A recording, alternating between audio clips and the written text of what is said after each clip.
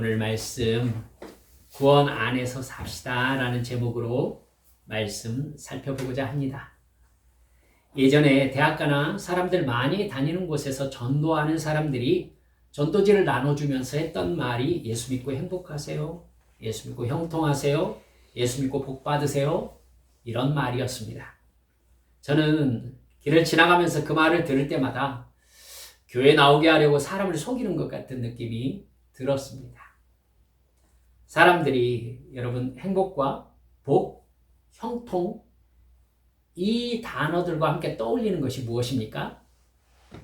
돈입니다. 그리고 권력입니다. 건강입니다. 자기가 하는 소원이 이루어지는 것입니다. 그러니까 예수 믿지 않는 사람들이나 심지어 교회 다니는 사람들일지라도 예수 믿고 복 받으라 하는 소리를 들으면 돈 많이 벌고 승진하고 대박나고 건강하라는 말로 듣습니다. 교회 다니면 그것을 얻을 수 있나요? 얻을 수 있겠지만 여러분 아닌 경우도 많습니다. 또한 그것을 위해 교회 다니는 건 더욱더 아닙니다. 그러니까 사실 예수 믿고 복 받으라는 말은 그렇게 하지 않았지만 사실은 거짓말입니다. 그렇게라도 교회에 나와서 진짜 구원을 받으면 되지 않겠냐 이렇게 말씀하시더라고요. 그렇다면 내가 바라는 소원을 이루고자 교회에 나온 사람들은 결국 시간이 지나면서 뭘 알게 될까요? 결국 일단 교회 나오게 하려고 그 말을 나한테 했구나 라는 걸 알게 되겠지요. 그리고 나서 정말 예수 믿는 것이 구원을 받는 것이 복이라는 것을 자기를 부인하면서 깨달아야 되겠네요. 그래야 구원을 받는다는 말이 되겠습니다. 저도 어렸을 때부터 교회 다녔기 때문에 예수 믿고 복 받는 것에 대한 설교를 수도 없이 들었습니다. 열심히 교회 다니면서 신앙생활하면 하나님이 형통하게 해주시고 성공하게 해주시고 돈 많이 벌게 해주시고 지혜도 주셔서 좋은 대학에 간다고 배웠습니다. 여러분 제가 마음이 착했습니다. 믿지 않으시겠지만 저는 그 말을 믿었습니다. 하지만 살아보니 거짓말이었습니다. 예수 잘 믿으면 세상에서 형통한다고 간증하는 사람들의 말도 사실은 거짓말이 엄청나게 포함된 말들이었습니다. 여러분 그분들이라고 예수를 특별히 잘 믿는 것도 아니었고요. 세상에서 그분들이라고 형통한 것이 아니라 어떤 일에 돈 좀 많이 번 사람들이더라고요. 이 세상을 통치하시는 하나님이 돈과 권력을 가진 자녀들에게 그것을 주신다는 이야기 저는 듣고 은혜 받았습니다. 근데 제가 하나님의 이 예수 믿고 복 받는다는 이 복된 소식을 죄송합니다. 저도 받고 남들에게 전하기 위해서 신학을 하면서 또 하나님께 깊이 기도하면서 진짜 알게 되고 나니 내가 지금껏 크게 잘못 배웠구나라는 것을 알게 되었습니다. 여러분 그 논리가 맞다면 김정은이 하나님의 사랑과 복을 받은 사람이 되더라고요. 기업체 사장들과 회장들은 하나님의 은혜와 복을 받은 사람들이 되겠지요. 바울 사도는 어떻습니까? 가는 곳마다 고난과 결국은 로마 감옥에 갇혔다가 참수형을 당했으니 세상에서 가장 나쁜 인생을 산 것이죠. 저주받았을까요? 예수님을 진정으로 믿으면서 이 사실들을 제가 정말로 알게 되었지만 제 안에 깊이 뿌리 박은 예수 믿고 복 받으라는 일반 종교 개념을 쉽게 뿌리 뽑지는 못했습니다. 저는 정말로 마음이 괴로웠습니다. 첫째로는요. 저도 예수 믿고 복을 받고 싶었기 때문입니다. 돈 많이 벌고 싶고 유명해지고 싶었습니다. 따르는 사람들이 많은 목사가 되고 싶었습니다. 둘째는 그것이 성경이 가르치는 복이 아니라는 것을 알게 되고 난 후에 십자가와 영생과 죄사함과 자기 부인을 설교하니까 교인들이 그런 말씀을 듣기 싫어했기 때문에 괴로웠습니다. 이미 교회에는요, 예수 믿고 복 받으라는 말을 믿고 싶은 사람들이 와 있었습니다. 교인들은 그 말을 들을 준비가 되어 있었어요. 종교적 열정을 하나님께 바치고 돈으로 보상받고 싶은 사람들로 가득했습니다. 종교 행위와 헌금을 바치고 건강과 돈과 승진과 합격과 형통을 얻고 싶은 사람들로 가득했습니다. 교회 안에 찾아오는 교인들은 이미 그런 이야기들을 목사들에게 들어온 사람들이었고 그 이야기를 들을 준비를 하고 예배에 나와 있는 사람들이었습니다. 그리고 제가 경험한 참 많은 목사님들은 그 설교를 해 주었습니다. 그런 교인들에게 그 생각을 버리고 예수 그리스도의 십자가 대속의 죽음과 부활을 믿고 십자가에 내가 죽었음을 믿어야 된다. 그것을 깨닫게 하시는 성령으로 충만해져야 구원받는다. 진정으로 죄와 의와 심판에 대하여 깨닫고 순종해야 구원에 이르게 된다고 아무리 복음을 말해도 맨 처음에는 눈물을 흘려 그 말을 깨달은 듯 보이다가도 점점 그 말을 듣기 싫어하기 시작하셨습니다. 유 목사님은 성경을 어렵게 가르친다고 말씀하셨습니다. 소원을 이뤄달라고 교회에 와서 하나님께 간절히 기도하면 응답하신다고 그렇게 설교하면 여러분 성도들이 좋아하신다는 것 알고 있습니다. 심리학적, 상담학적 방법들을 차용해서 교인들을 위로하고 격려하고 다독이면 감동받은 교인들이 눈물도 흘린다는 걸 제가 왜 모르겠습니까? 그렇게 하면 목회라는 건 그닥 어려운 일이 아니라는 것도 저는 알고 있습니다. 많은 목사님들이 죄송합니다만 그렇게 하고 있음도 알고 있습니다. 하지만 그런 일반 종교가 되어버린 한국 교회가 정작 구원과 영생과 십자가와 자기 부인 그리고 복음을 잃어가고 있다는 것을 저는 정말로 알게 되었습니다.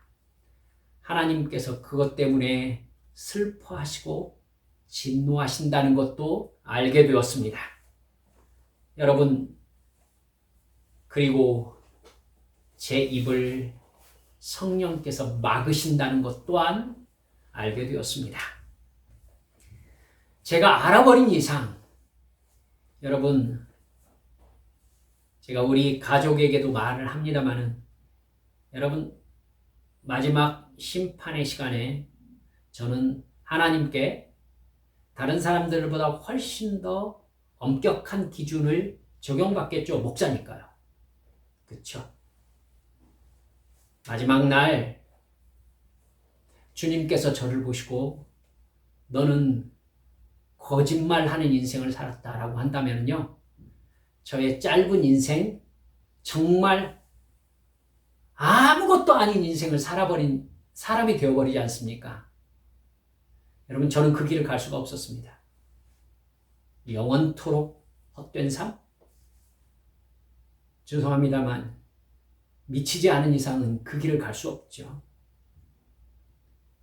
그래서 여러분, 제 안에 사람들이 와야 목회를 할 것 아니겠냐는 생각 왜 없겠습니까만, 제 식구들과만 예배를 드리는 상황이 오더라도 저는 우리들의 일반 종교 본성을 의지한 예수 믿고 복 받으라는 얘기, 저는 그렇게 설교할 수가 없다는 결론을 내릴 수밖에 없었습니다. 사랑하는 여러분들, 그래서 오늘 또 저는 이렇게 말씀드릴 수밖에 없습니다. 교회 생활을 하다가 예수 믿기 진짜 힘들다라는 생각을 하게 되는 것은요, 교회 다니면서 내 소원을 이루고 싶기 때문입니다. 교회 다니면서 내 소원 이루려고 하면은요, 헛된 종교 의식을 드리고 있는 것입니다. 여러분, 하나님께 구원이 아니라 돈을 받고 싶기 때문에 마음이 복잡한 것입니다. 하나님은 우리들의 종교 행위를 받으시고 돈을 주신 우상이 아닙니다. 간증한다면서 기적적인 기도 응답을 돈과 건강과 형통과 승진과 합격이라고 말하는 거짓말을 우리 사랑하는 성도들은 믿지 마시기 바랍니다. 지금 각 교회에서 어머니 기도회 열심히 하고 있겠지요. 얼마 안 있으면 수능이니까요. 그 어머니 기도회 한 집 자녀들은 합격할까요? 너무 바빠가지고 어머니 기도 하지 못한 어머니들은 마음의 가책을 받으면서 자녀들에게 미안한 마음으로 이 시기를 지내야 될까요?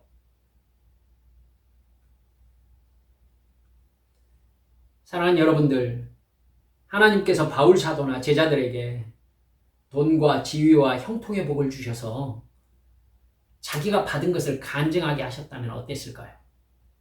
그들이 기도를 하면은 갑자기 사업이 확 잘 돼버리고 막 간절히 금식기도 하고 나면은 문 밖에 금덩어리가 떨어져 있고 이런 엄청난 기적을 보여주셨으면 어땠을까요? 다른 모든 종교들을 무력화시킬 수 있었을 것입니다. 그리고 모든 사람들이 복음을 앞다투어서 받아들였을 것입니다. 어떤 종교가 그렇게 할 수 있겠습니까? 하지만 하나님은 그렇게 하지 않으셨습니다. 하나님이 주고 싶으신 것이 이 세상의 복, 즉 돈과 권력이 아니기 때문입니다. 예수님을 믿음으로 자기를 부인하고 하나님과 사랑의 관계를 맺음으로 구원을 받게 하고 싶으시기 때문입니다. 복음을 전하는 자나 듣는 자나 모두 자기 욕망을 죽이고 하나님의 말씀에 순종하는 자기 부인의 삶으로 영생에 들어가게 되어 있기 때문입니다. 오히려 하나님 앞에 정말 금식까지 하면서 간절히 바라는 나의 소원을 하나님께서는 부인하라고 말하실 수도 있다는 것을 우리 사랑하는 성도 여러분들은 깨달으시길 바랍니다. 그걸 네가 버려야 구원받는다. 그걸 네가 버려야 나와 사랑의 관계 안에 살아갈 수 있다. 이 말씀 말입니다. 성경은 구원에 대해서 말씀하시는 책입니다. 그런데 우리가 새신자반에서 배웠던 것처럼 10분 만에 예수님 믿는다고 말로 고백해서 천국 가게 하는 구원이라면 여러분 이게 몇 페이지인지 아십니까? 1000페이지가 넘습니다. 이렇게 두껍게 수많은 이야기들을 뭐하러 그렇게 기록했을까요? 10분 만에 구원받게 할 수 있다면. 성경이 구원을 그렇게 두꺼운 책에 많은 이야기로 말씀하고 있다면 구원이 그렇게 받기 어렵기 때문이라는 것이 앞뒤가 맞는 생각 아닐까요? 왜 사도 바울이나 제자들이나 초대교회 성도들은 고난을 피할 수 있는 방법을 구해서 응답받으면 되는데 왜 그 고난을 받으며 살았을까요? 왜 감옥에 들어가지 않게 해달라고 기도하지 않았을까요? 왜 사도 바울은 굶거나 맞거나 추위와 더위를 피하게 해달라고 가장 원초적인 필요를 구하지 않았을까요? 아브라함이, 요셉이, 모세가, 다윗이, 다니엘이, 에스라가, 제자들이, 바울 사도가 돈을 달라고 구한 적이 있나요? 여러분 성경 어디에 있습니까? 지위를 달라고 기도한 적이 있습니까? 육신의 소원을 이루어서 성공하게 해달라고 기도한 적이 있습니까? 한 번도 없습니다. 성경은 그것을 얻는 것을 말씀하는 책이 아닙니다. 성경은 아브라함의 믿음을 정말 심각하게 강조하는데 정작 목사님들의 설교나 교인들은 아브라함의 돈과 부유함에 관심이 있습니다.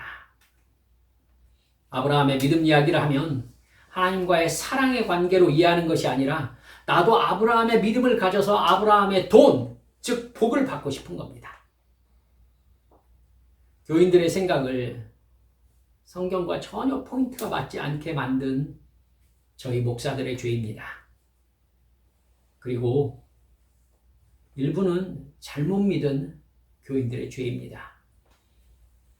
성경은 그렇게 많은 사람들과 많은 사건들을 통해서 복을 받는 방법, 소원을 이루는 방법이 아니라 구원을 얻는 방법을 말씀하고 있습니다. 그만큼 구원에 들어가기가 어렵다는 것을 저는 나이가 들어갈수록 확실히 깨달아가고 있습니다. 우리 성도들도 깨달으시길 주님의 이름으로 축원합니다. 구원은 대충 예수 믿고 예수님 믿습니다 하면은 죽은 다음에 천국으로 슝 들어가는 게 아닙니다, 여러분. 홍해를 건넌 후에 시내산에서 율법을 받고도 가나안에 들어가지 못한, 즉 구원받지 못한 출애굽 1세대를 여러분 바보들이라고 생각하시면 안 됩니다. 그들은 홍해를 건너고 만나를 먹고, 여러분 기적 가운데 살고 있잖아요. 바위가 쏟아내는 생수를 마시고 하늘에서 메추라기가 떨어지는 기적 속에 살고 있으면서도 감사하지 않고 하나님을 원망하면서 믿지 않았습니다. 또한 홍해를 건너 이스라엘 백성들의 최종 목적이 가나안 아니었습니까? 그리고 분명히 그들은 가나안을 향해서 가고 있었습니다.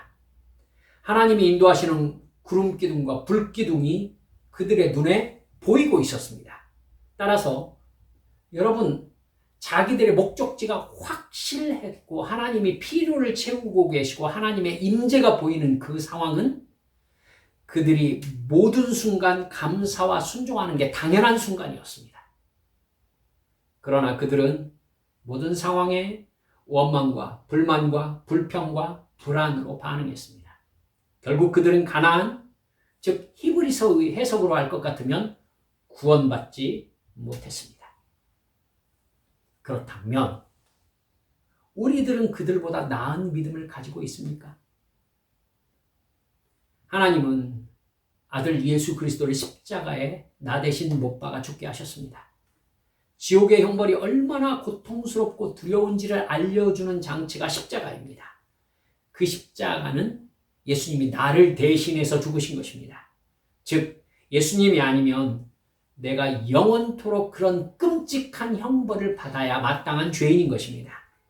그런 내가 이제 예수 그리스도의 대속을 믿음으로 말미암아 하나님의 자녀로 거듭났습니다. 성령이 나에게 오셔서 이 세상에서 하나님의 자녀로 살 수 있는 지혜를 주고 계십니다. 여러분, 홍해를 건넌 거예요. 이제 모든 순간이 예수님이라는 선한 목자의 인도하심을 따라 사는 복된 삶이 되었다는 것을 우리는 알고 있습니다. 홍해를 건넌 출애굽 1세대와 똑같이 예수 믿은 이후에 우리의 최종 목적은 구원의 완성인 천국의 영생입니다. 예배하며 기도할 때 성령께서 내가 어떻게 살아야 될지 감동을 주고 계시잖아요. 그렇기 때문에 예수를 믿은 이후의 모든 순간은 하나님이 인도하시고 통제하시는 하나님의 사랑 가운데 있는 시간이라는 걸 우리는 알고 있습니다. 여러분, 끝내 성령님께서는 나를 영원한 천국으로 인도하실 것을 우리는 믿고 있습니다. 이 믿음으로 우리는 구원을 받은 것입니다. 그렇다면 우리 역시 우리의 모든 순간 감사와 순종이 당연한 사람들 아닌가요? 홍해를 건너고 하나님께서 필요를 채우시는 출애굽 1세대가 모든 순간 감사와 기쁨과 찬양으로 반응하는 것이 마땅했던 것처럼 우리 역시 이 은혜를 우리에게 주신 하나님께 감사와 기쁨과 사랑과 순종으로 반응하는 것이 마땅하고 당연한 사람들 아니냐는 것입니다. 여러분, 그렇지 않다면 우리가 출애굽 1세대와 다른 것이 무엇이겠습니까? 구약 성경의 모든 역사 속에서 이스라엘 백성들은 하나님의 은혜로 살고 있으면서도 불구하고 그 사실을 잊어버리고 자기 이익을 위한 우상을 숭배했습니다. 일의 진행과 결과들을 성경을 통해 우리가 지금 살펴보고 있잖아요. 보고 있자면 같은 잘못이 같은 시대에 또 다른 시대에 계속 반복되고 있는 것 바라보게 됩니다. 답답하지요. 하지만 그들을 답답하다고 할 만한 믿음을 우리가 가지고 있느냐는 것입니다. 우리는 하나님의 은혜로 살고 있는 지금 나의 모든 순간에 하나님을 사랑하며 하나님의 말씀을 듣고 순종하고 살고 있습니까? 하나님께서는 이스라엘 민족의 역사 속에서 수많은 선지자들을 보내서 그들의 죄를 지적하시고 회개를 촉구하셨습니다. 그러나 그들은 자기들이 가지고 싶은 돈과 이 세상의 자랑과 쾌락과 즐거움을 주는 우상을 숭배했고 하나님이 자기들의 소원을 이루어준다고 말하는 거짓 선지자들의 말에 귀를 기울였습니다. 그 결과는 무엇이었습니까? 멸망이었습니다. 그들이 이미 잘 알고 있던 죄 때문에 멸망했습니다. 그 사실을 이스라엘 역사를 반복해서 읽고 듣고 공부하는 우리들은 너무나도 잘 알고 있습니다. 그러면 우리들은 그들과 다른 삶을 살고 있느냐는 것이죠. 그런 의미에서 여러분 오늘 본문의 사울 왕은 우리들의 상태를 비추어 보여주는 거울과 같은 사람입니다. 오늘 본문의 사울 왕에게 다윗이란 자기의 죄와 패배감과 열등감을 생각나게 하는 사람이었습니다. 그에게 다윗을 죽인다는 것이 어떤 의미입니까? 여러분 한 칸 더 생각하셔야 됩니다. 사울은 하나님과 사울만 있을 때에도 하나님의 말씀에 복종하지 않았어요. 근데 하나님의 영에 사로잡힌 다윗이라는 사람이 생겨난 겁니다. 여러분, 사울이 다윗을 죽이려고 하는 것은요, 다윗을 죽인다는 의미가 아니라 하나님을 완전히 제거한다는 의미예요. 왜요? 하나님이 선택한 사람이 다윗이고 다윗에게 하나님의 영이 함께 있는 걸 자기가 알고 있기 때문입니다. 즉, 사울은 자기 인생과 자기 왕권에서 하나님을 완전히 제거할 수 있는 기회를 잡은 겁니다. 누구를 죽임으로? 다윗을 죽여버립니다. 그러니까 하나님을 제거한다는 의미가 다윗만 죽이면 되기 때문에 사실은 사울 입장에서는 아주 편안한 일인 거예요. 그리고 이것은 모든 것을 걸 만한 가치가 있는 일이 되었던 것입니다. 이미 자기는 하나님을 떠났으니 다윗을 제거하는 것은 하나님이 아니라 자기가 진정한 왕이라는 것을 나타낼 수 있는 방법이었던 것입니다. 그러나 여러분 사울은요, 하나님이 그렇게 만만한 분이 아니시라는 걸 전혀 생각하지 못했습니다. 여러분, 사울을 보면 생각할 게 많다고 여러분께 말씀드렸죠. 하나님이 하나님의 통치를 위해서 사용할 수 있는 방법은 셀 수도 없다는 것. 여러분, 지금만 보고 있는 사울은 전혀 생각하지 못합니다. 진정한 자기만의 나라를 만들기 위해서 다윗 제거에 정신이 팔린 사울 왕은요, 블레셋이 완벽하게 전쟁 준비를 마치고 이스라엘을 전면 침공할 것을 상상도 못합니다. 여기만 보고 있고 지금 이 시간만 바라보고 있으니까 다윗만 제거하면 되니까. 블레셋 연합군이 이스라엘을 침입하자 오늘 본문 5절을 보니까 사울 왕이 두려워서 마음이 크게 떨렸다고 나옵니다. 상황이 전혀 예상하지 못한 상황으로 흘러가 버린 것입니다. 여러분, 이렇게 상황이 벌어지면 하나님이 아쉽죠. 여러분, 하필 제가 비난하고자 하는 것이 아닙니다. 어머니 기도에 이렇게 열심히 하고 있는 모습들을 이렇게 보면은 평소에는요, 기도도 안 하고 평소에는 예배도 그렇게 귀하게 여기지 않던 사람들이 대학 입학시험, 수능시험에 딱 부딪히니까 그제서야 도움을 받고 싶어서 나오신 분들, 여러분, 그 어머니 기도에 제가 인도했지 않습니까? 왜 모르겠습니까? 사랑하는 여러분들, 상황이 닥쳐보면 그 사람의 진짜 마음이 드러납니다. 사울 왕은 전쟁이 딱 닥치니까 여러분, 하나님의 은혜가 아쉽습니다. 제사장에게 하나님의 뜻을 여쭤봅니다. 하나님이 바보입니까?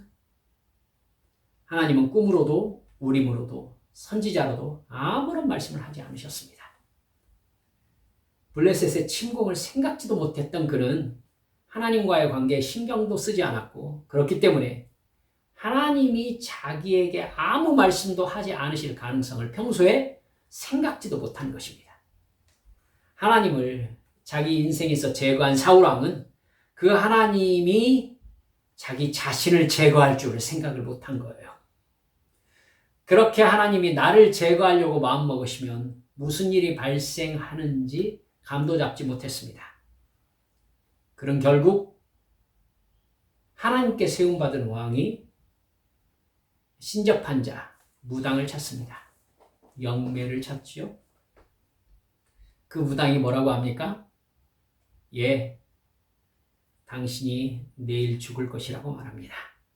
그는 결국 블레셋 군인들에게 몰려서 등에 화살이 박힌 채 자기 스스로 자기 가슴에 칼을 박아야 했습니다.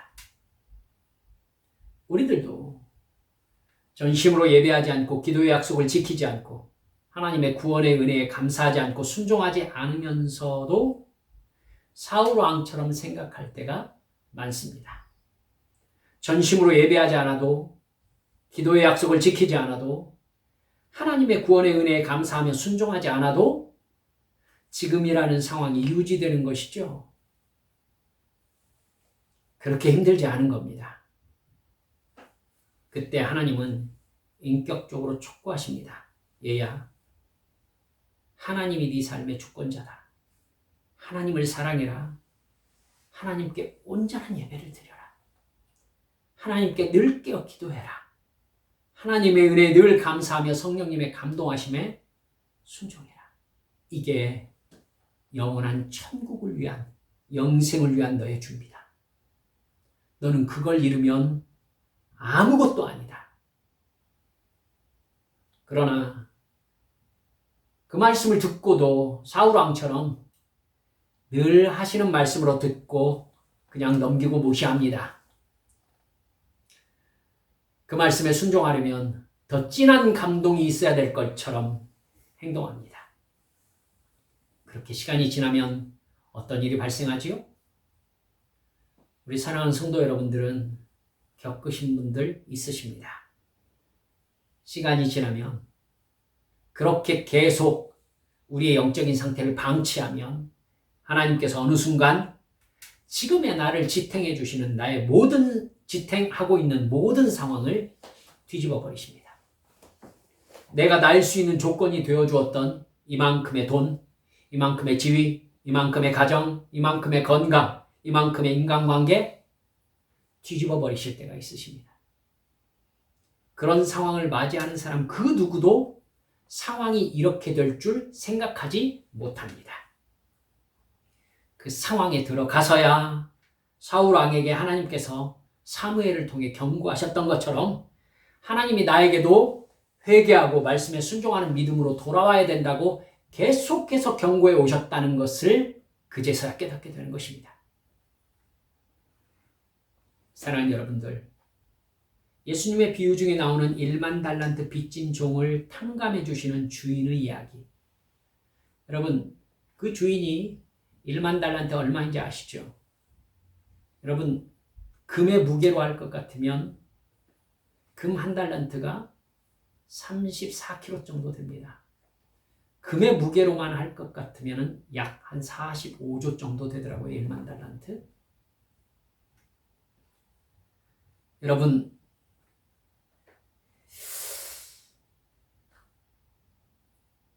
주인께서 종에게 그 엄청난 금액의 빚을 탕감해 주시면서 무엇을 바라셨을까요? 하나님은 무엇인가를 바라셔서 은혜를 주시는 거 아닙니다.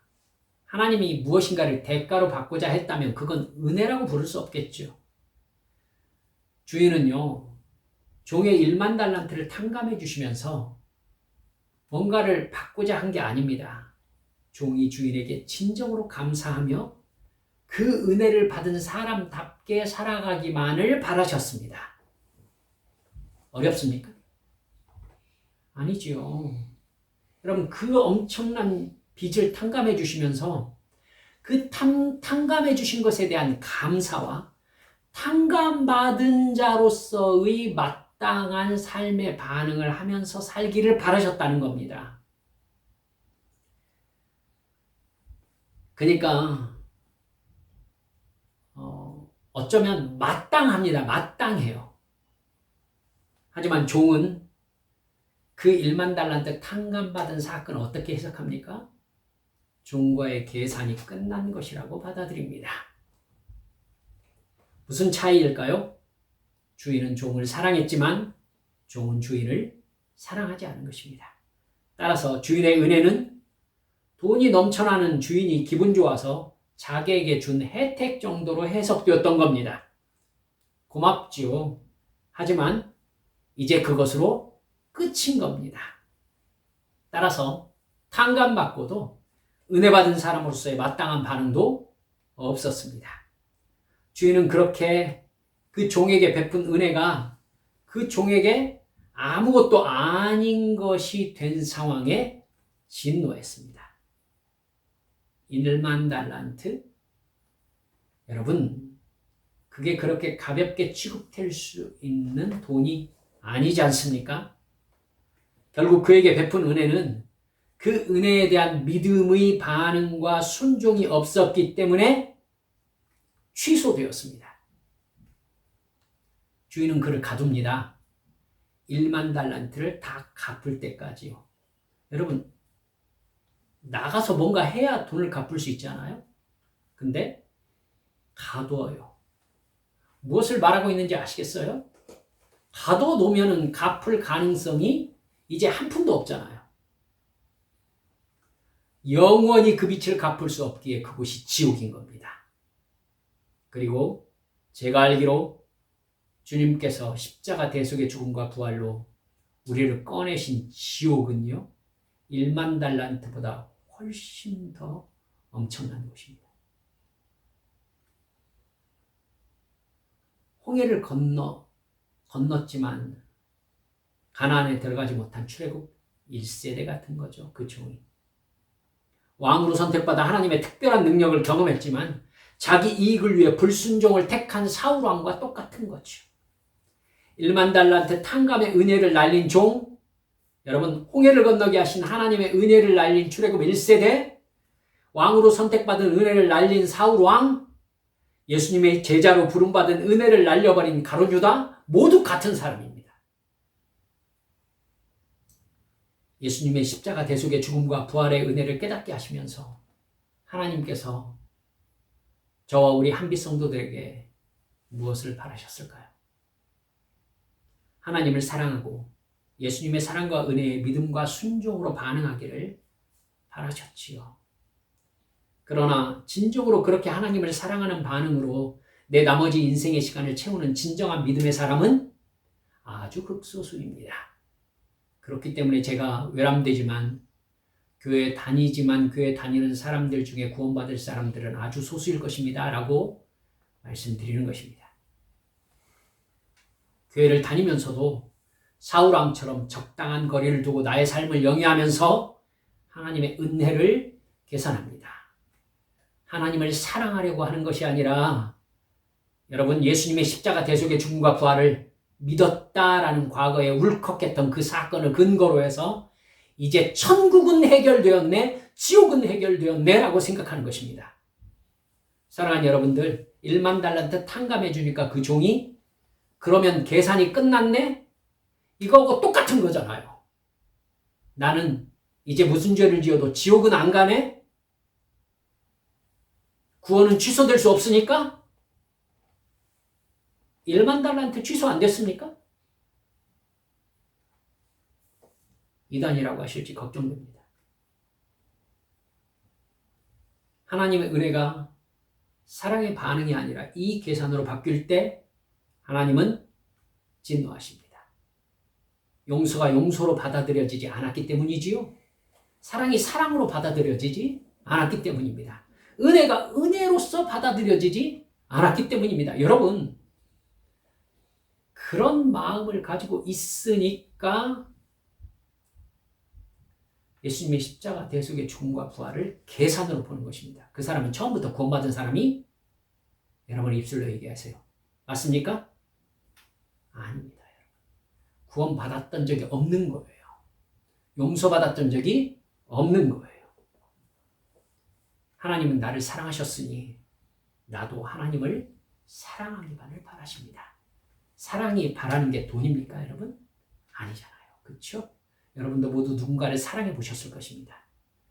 그 사랑이 상대방의 돈을 바랍니까? 아니죠. 사랑은 사랑 외에는 바라는 게 없습니다. 하나님께서 나에게 계산하지 않으셨으니 나도 하나님께 계산하지 않기를 바라실 뿐인 겁니다. 명심하십시다. 구원은 절대 간단하지 않습니다. 성령으로 거듭나서 구원 안에 살지 않으면 절대 천국의 영생에 이르는 구원을 성취할 수 없습니다. 사울 왕처럼 마지막이 비참한 사람은 실패한 인생입니다. 사랑하는 우리 한빛 성도 여러분들, 이 구원의 구조, 성경이 말하고 있는 구원, 자기 십자가를 지고 예수님을 뒤따라 자기를 부인하고 주님의 십자가 대속의 죽음과 부활에 믿음과 순종으로 응답하는 것, 이건 지금 현재의 시간에 철저하게 나의 죄성과 싸워서 이겨야 이룰 수 있는 영적인 단계입니다.